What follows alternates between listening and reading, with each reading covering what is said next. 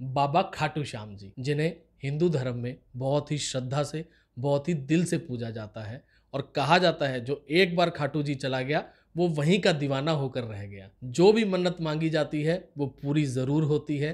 तो चलिए जानते हैं कौन है खाटू श्याम जी, क्यों होती है हर मन्नत पूरी और क्यों इन्हें कृष्ण भगवान के अवतार में पूजा जाता है। असलियत में खाटू श्याम जी महाभारत के समय के एक पात्र बर्बरीक हैं, जो पांडव भीम के पोते और घटोत्कच के पुत्र हैं।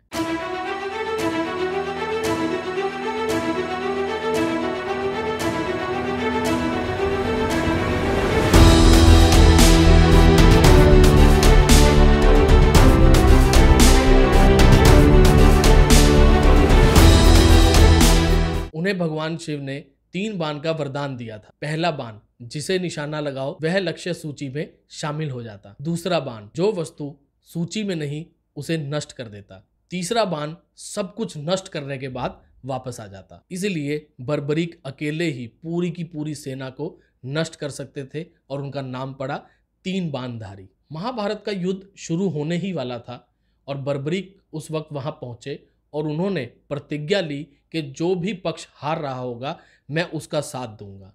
यह सुनकर कृष्ण भगवान बहुत चिंतित हो गए और ब्राह्मण का रूप धारण करके बर्बरीक के पास पहुंचे और उनसे उनका शीश दान में मांग लिया। और बर्बरीक ने बिना कुछ सोचे बिना कुछ समझे अपना शीश दान में दे दिया। लेकिन श्री कृष्ण से उन्होंने महाभारत का युद्ध देखने की इच्छा जताई और श्री कृष्ण ने उनका सिर एक ऊंची जगह पर लाकर रख दिया जहां से वो पूरा का पूरा महाभारत का युद्ध देख सके। तो अब महाभारत का युद्ध खत्म होने के बाद पांडवों में विवाद छिड़ गया कि युद्ध जीतने का असली श्रेय जाता किसे है। कोई कहने लगा अर्जुन को जाता है, कोई कहने लगा भीम को जाता है, कोई कहने लगा युधिष्ठिर को जाता है। तो आपस में यह विवाद चलता रहा। तब भगवान श्री कृष्ण जी ने कहा कि बर्बरीक एक ऐसे अकेले इंसान है जो पूरे के पूरे युद्ध के साक्षी हैं। तो चलिए उनके शीश से पूछते हैं कि असली जीत का श्रेय जाता किसे है। तो जब पांडवों ने जाकर बर्बरीक के शीश से पूछा तो उत्तर सुनकर सभी के सभी दंग रह गए और उनका उत्तर था